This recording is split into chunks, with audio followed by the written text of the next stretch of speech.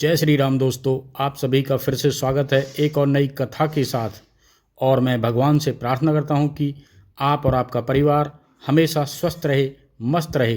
तो दोस्तों, कथा को शुरू करने से पहले आपने मेरे चैनल को अभी तक सब्सक्राइब नहीं किया हो तो इसे सब्सक्राइब कर लें। और आइए आज मैं आपको सुनाता हूं एक बहुत ही अच्छी कथा, ऋषियों का क्रोध 24 पौराणिक श्रापों की अमर गाथा। क्या आपने कभी सोचा है कि एक ऋषि का क्रोध सेकंडों, जन्मों की दशा बदल सकता है? क्या आपने सुना है कि देवताओं की सत्ता तक हिल जाती थी जब कोई तपस्वी अपने शाप का उच्चारण करता था? ये सिर्फ कहानियां नहीं हैं, ये वो श्राप हैं जिन्होंने रामायण, महाभारत और यहाँ तक कि देवताओं की किस्मत तक बदल दी। आज हम आपको ले चलेंगे उन रहस्यमयी क्षणों में जहाँ ऋषियों का क्रोध बना सृष्टि की सबसे बड़ी शक्ति। क्यों दिया गया था श्राप, किसे मिला था, और क्या आज भी वो श्राप असर कर रहे हैं? रहिए आप हमारे साथ, क्योंकि ये सिर्फ कथा नहीं, ये अमर गाथा है। तो शुरू करते हैं और बताते हैं आपको संपूर्ण कथा की जानकारी। सनातन पौराणिक ग्रंथों में अनेक श्रापों का वर्णन मिलता है। हर श्राप के पीछे कोई न कोई कहानी जरूर मिलती है। आज हम आपको 24 ऐसे ही प्रसिद्ध श्रापों और उनके पीछे की कथा बताएंगे। नंबर 1, युधिष्ठिर का स्त्री जाति को श्राप। महाभारत के शांति पर्व के अनुसार युद्ध समाप्त होने के बाद जब कुंती ने युधिष्ठिर को बताया कि कर्ण तुम्हारा बड़ा भाई था, तो पांडवों को बहुत दुख हुआ। तब युधिष्ठिर ने विधि विधान पूर्वक कर्ण का भी अंतिम संस्कार किया। माता कुंती ने जब पांडवों को कर्ण के जन्म का रहस्य बताया तो शोक में आकर युधिष्ठिर ने संपूर्ण स्त्री जाति को श्राप तक दिया कि आज से कोई भी स्त्री गुप्त बात छिपा कर नहीं रख सकेगी। नंबर 2, ऋषि किदम्ब का राजा पांडु को श्राप। महाभारत के अनुसार एक बार राजा पांडु शिकार खेलने वन में गए। उन्होंने वहां हिरण के जोड़े को मैथुन करते हुए देखा और उन पर बाण चला दिया। वास्तव में वो हिरण व हिरणी ऋषि किदम्ब व उनकी पत्नी थी। तब ऋषि किदम्ब ने राजा पांडु को श्राप दिया कि जब भी आप किसी स्त्री से मिलन करेंगे उसी समय आपकी मृत्यु हो जाएगी। इसी श्राप के चलते जब राजा पांडु अपनी पत्नी माद्री के साथ मिलन कर रहे थे उसी समय उनकी मृत्यु हो गई। नंबर 3, मांडव्य ऋषि का यमराज को श्राप। महाभारत के अनुसार मांडव्य नाम के एक ऋषि थे। राजा ने भूलवश उन्हें चोरी का दोषी मानकर सूली पर चढ़ाने की सजा दी। सूली पर कुछ दिनों तक चढ़े रहने के बाद भी जब उनके प्राण नहीं निकले तो राजा को अपनी गलती का एहसास हुआ और उन्होंने ऋषि मांडव से क्षमा मांगकर उन्हें छोड़ दिया। तब ऋषि यमराज के पास पहुँचे और उनसे पूछा कि मैंने अपने जीवन में ऐसा कौन सा अपराध किया था कि मुझे इस प्रकार झूठे आरोप की सजा मिली। तब यमराज ने बताया कि जब आप 12 वर्ष के थे तब आपने एक फतिंगे की पूंछ में सींग चुभाई थी। उसी के फलस्वरूप आपको ये कष्ट सहना पड़ा। तब ऋषि मांडव्य ने यमराज से कहा कि 12 वर्ष की उम्र में किसी को भी धर्म अधर्म का ज्ञान नहीं होता। तुमने छोटे अपराध का बड़ा दंड दिया है, इसलिए मैं तुम्हें श्राप देता हूँ कि तुम्हें शूद्र योनि में एक दासी पुत्र के रूप में जन्म लेना पड़ेगा। ऋषि मांडव्य के इसी श्राप के कारण यमराज ने महात्मा विदुर के रूप में जन्म लिया। नंबर 4, नंदी का रावण को श्राप। वाल्मीकि रामायण के अनुसार एक बार रावण भगवान शंकर से मिलने कैलाश गया। वहां उसने नंदी को देखकर उनके स्वरूप की हंसी उड़ाई और उन्हें बंदर के समान मुख वाला कहा। तब नंदी जी ने रावण को श्राप दिया कि बंदरों के कारण ही तेरा सर्वनाश होगा। नंबर 5, कुद्रु का अपने पुत्रों को श्राप। महाभारत के अनुसार ऋषि कश्यप की कद्रु व विनता नाम की 2 पत्नियां थीं। कद्रु सर्पों की माता थी व विनीता गरुड़ की। एक बार कद्रु व विनीता ने एक सफ़ेद रंग का घोड़ा देखा और शर्त लगाई। विनीता ने कहा कि ये घोड़ा पूरी तरह सफ़ेद है और कद्रु ने कहा कि घोड़ा तो सफ़ेद है लेकिन इसकी पूंछ काली है। कद्रु ने अपनी बात को सही साबित करने के लिए अपने सर्प पुत्रों से कहा कि तुम सभी सूक्ष्म रूप में जाकर घोड़े की पूंछ से चिपक जाओ जिससे उसकी पूंछ काली दिखाई दे और मैं शर्त जीत जाऊं। कुछ सर्पों ने कद्रु की बात नहीं मानी। तब कद्रु ने अपने उन पुत्रों को श्राप दिया कि तुम सभी जन्मजय के सर्प यज्ञ में भस्म हो जाओगे। नंबर 6, उर्वशी का अर्जुन को श्राप। महाभारत के युद्ध से पहले जब अर्जुन दिव्य अस्त्र प्राप्त करने स्वर्ग गए तो वहां उर्वशी नाम की अप्सरा उन पर मोहित हो गई। यह देखकर अर्जुन ने अपनी माता के समान बताया। यह सुनकर क्रोधित उर्वशी ने अर्जुन को श्राप दिया कि तुम नपुंसक की भांति बात कर रहे हो, इसीलिए तुम नपुंसक हो जाओगे। तुम्हें स्त्रियों में नर्तक बनकर रहना पड़ेगा। यह बात जब अर्जुन ने देवराज इंद्र को बताई तो उन्होंने कहा कि अज्ञातवास के कारण उस दौरान यह श्राप तुम्हारी मदद करेगा और तुम्हें कोई पहचान नहीं पाएगा। नंबर 7, तुलसी का भगवान विष्णु को श्राप। शिव पुराण के अनुसार शंखचूड़ नामक एक राक्षस था। उसकी पत्नी का नाम तुलसी था। तुलसी पवित्रता, पतिव्रता थी, जिसके कारण देवता सभी शंखचूड़ का वध करने में असमर्थ थे। देवताओं के उद्धार के लिए भगवान विष्णु ने शंखचूड़ का रूप लेकर तुलसी का शील भंग कर दिया। तब भगवान शंकर ने शंखचूड़ का वध कर दिया। यह बात जब तुलसी को पता चली तो उसने भगवान विष्णु को पत्थर हो जाने का श्राप दिया। इसी श्राप के कारण भगवान विष्णु की पूजा शालिग्राम शिला के रूप में की जाती है। नंबर 8, श्रृंगी ऋषि का परीक्षित को श्राप। पांडवों के स्वर्गारोहण के बाद अभिमन्यु के पुत्र परीक्षित ने शासन किया। उसके राज्य में सभी सुखी और संपन्न थे। एक बार राजा परीक्षित शिकार खेलते खेलते बहुत दूर निकल गए। तब उन्हें वहाँ समीक नाम के ऋषि दिखाई दिए जो मौन अवस्था में थे। राजा परीक्षित ने उनसे बात करनी चाहिए लेकिन ध्यान में होने के कारण ऋषि ने कोई जवाब नहीं दिया। ये देखकर परीक्षित बहुत क्रोधित हुए और उन्होंने एक मरा हुआ सांप उठाकर ऋषि के गले में डाल दिया। यह बात जब समीक ऋषि के पुत्र श्रृंगी को पता चली तो उन्होंने श्राप दिया कि आज से 7 दिन बाद तक नागराज परीक्षित को डस लेगा जिससे उनकी मृत्यु हो जाएगी और ऐसा ही हुआ। नंबर 9, राजा अनरण्य का रावण को श्राप। वाल्मीकि रामायण के अनुसार रघुवंश में एक परम प्रतापी राजा हुए थे जिनका नाम अनरण्य था।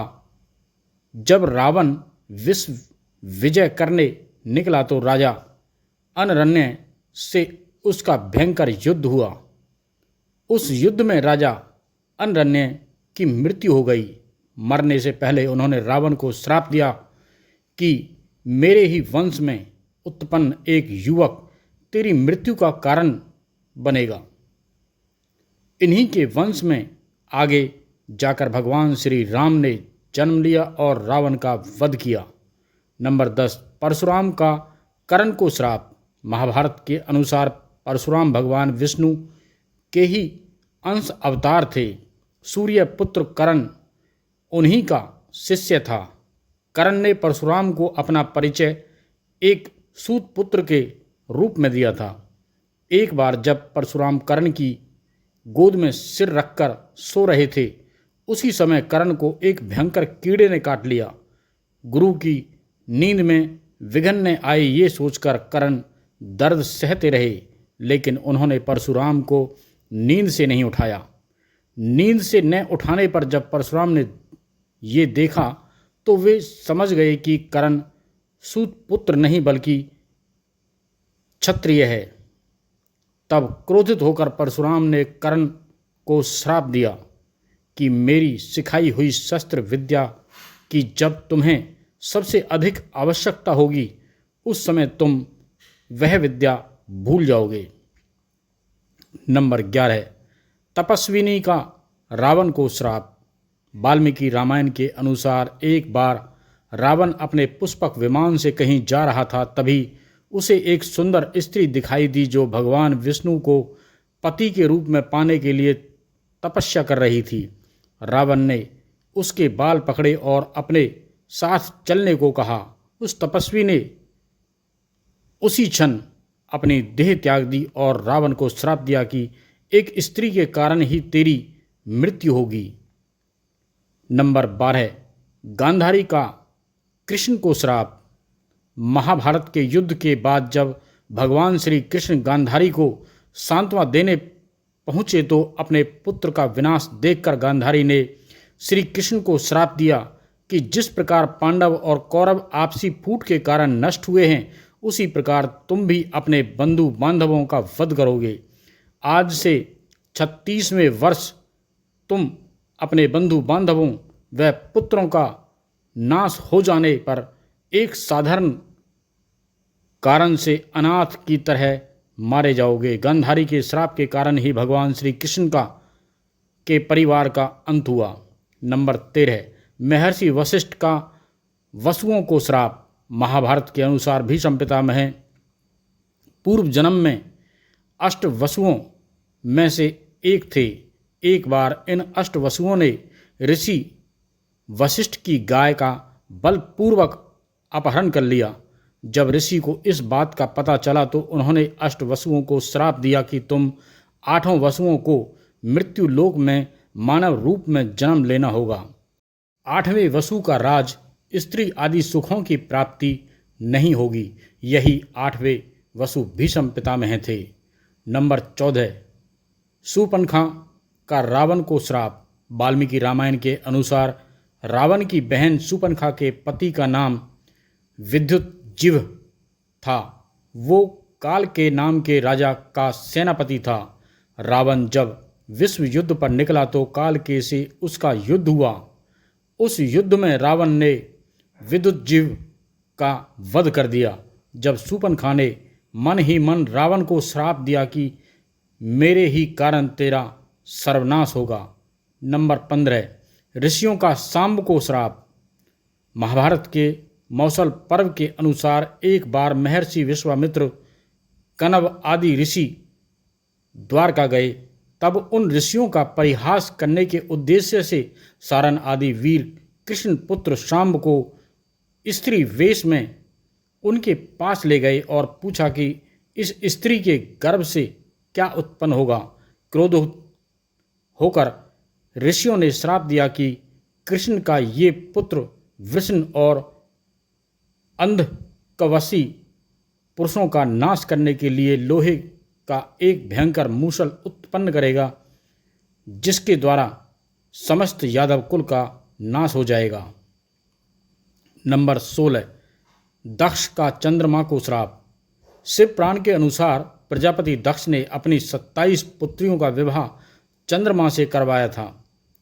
उन सभी पत्नियों में रोहिणी नाम की पत्नी चंद्रमा को सबसे अधिक प्रिय थी।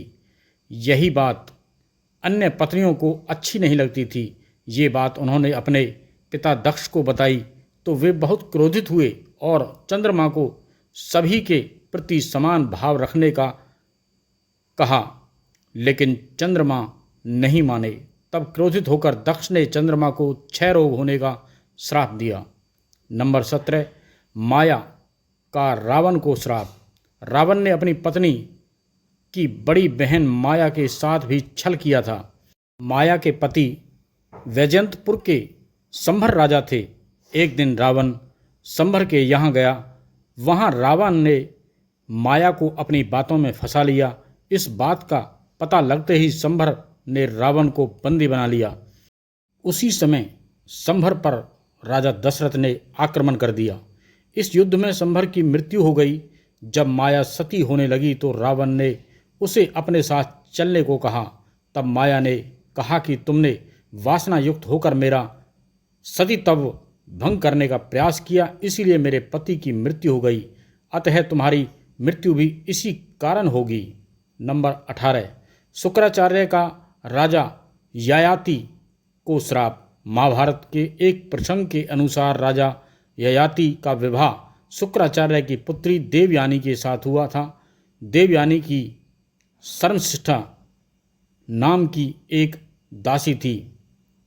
एक बार जब ययाति और देवयानी बगीचे में घूम रहे थे, तब उसे पता चला कि शर्मिष्ठा के पुत्रों के पिता भी राजा ययाति ही हैं।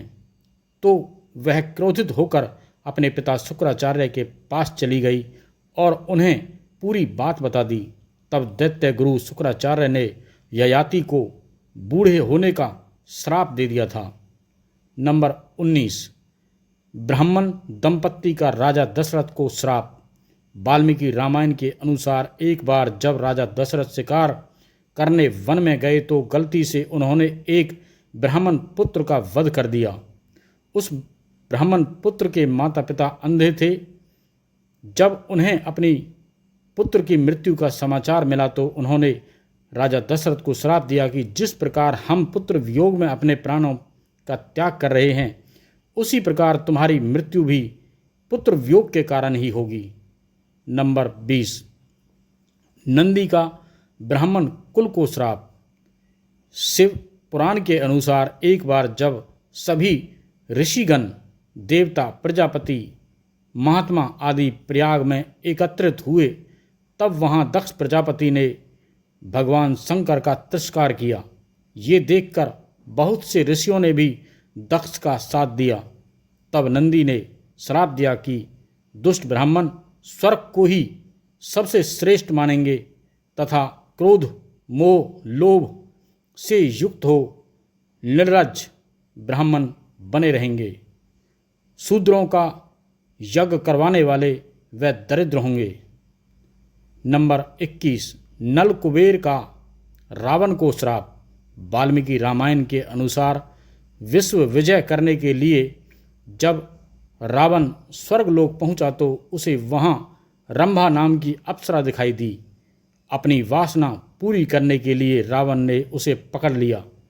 तब उस अप्सरा ने कहा कि आप मुझे इस तरह से स्पर्श न करें, मैं आपके बड़े भाई कुबेर के बेटे नल कुबेर के लिए आरक्षित हूँ, इसीलिए मैं आपकी पुत्र वधू के समान हूँ।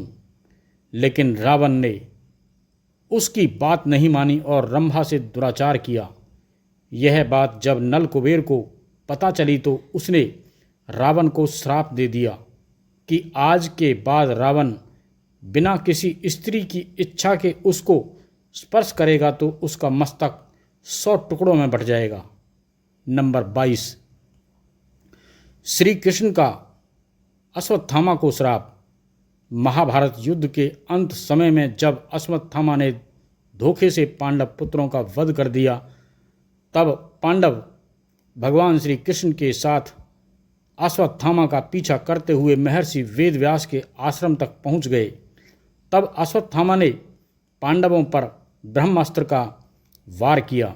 ये देख अर्जुन ने भी अपना ब्रह्मास्त्र छोड़ दिया। महर्षि व्यास ने दोनों अस्त्रों को काटने से रोक लिया और अश्वत्थामा और अर्जुन से अपने अपने ब्रह्मास्त्र वापस लेने को कहा। तब अर्जुन ने अपना ब्रह्मास्त्र वापस ले लिया, लेकिन अश्वत्थामा ये विद्या नहीं जानता था, लेकिन उसने अपने अस्त्र की दशा बदलकर अभिमन्यु की पत्नी उत्तरा के गर्भ की ओर कर दी। यह देख भगवान श्री कृष्ण ने अश्वत्थामा को श्राप दिया कि तुम 3000 वर्ष तक इस पृथ्वी पर भटकते रहोगे और किसी भी जगह किसी पुरुष के साथ तुम्हारी बातचीत नहीं हो सकेगी। तुम्हारे शरीर पे पीप और लहू की गंध निकलेगी, इसीलिए तुम मनुष्यों के बीच नहीं रह सकोगे, दुर्गम वन में ही पड़े रहोगे। नंबर 23, तुलसी का श्री गणेश को श्राप। ब्रह्मवृत पुराण के अनुसार एक बार तुलसी देवी गंगा तट से गुजर रही थी। उस समय वहाँ श्री गणेश तप कर रहे थे। श्री गणेश को देखकर तुलसी का मन उनकी ओर आकर्षित हो गया। जब तुलसी ने श्री गणेश से कहा कि आप मेरे स्वामी हो जाइए, लेकिन श्री गणेश ने तुलसी से विवाह करने से इनकार कर दिया। क्रोधवश तुलसी और गणेश ने तुलसी को वृक्ष बनने का श्राप दिया। नंबर 24, नारद का भगवान विष्णु को श्राप। शिव पुराण के अनुसार एक बार देव ऋषि नारद एक युवती पर मोहित हो गए। उस कन्या के स्वयंवर में वे भगवान विष्णु के रूप में पहुँचे, लेकिन भगवान की माया से उनका मुंह वानर के समान हो गया। भगवान विष्णु भी स्वयंवर में पहुँचे। उन्हें देखकर उस युवती ने भगवान का वरण कर लिया। ये देखकर नारद मुनि बहुत क्रोधित हुए और उन्होंने भगवान विष्णु को श्राप दिया कि जिस प्रकार तुमने मुझे स्त्री के लिए व्याकुल किया है, उसी प्रकार तुम भी स्त्री विरह का दुख भोगोगे। भगवान विष्णु ने राम अवतार में नारद मुनि के इस श्राप को पूरा किया। तो दोस्तों, इस कहानी को सुनने के लिए आपने आज बहुत ही अधिक समय दिया, उसके लिए मैं आपका दिल से आभार प्रकट करता हूँ और मैं प्रार्थना करता हूँ आप सभी से कि इस कहानी को ज़्यादा से ज़्यादा हमारे सभी सनातन प्रेमियों को शेयर करें, जिससे कि श्राप की संपूर्ण कथा सभी को मालूम हो सके। शेयर करें, लाइक करें, कमेंट्स में जय श्री राम लिखें। तो फिर मिलते हैं एक और नई कहानी या कथा के साथ। जब तक के लिए जय श्री राम।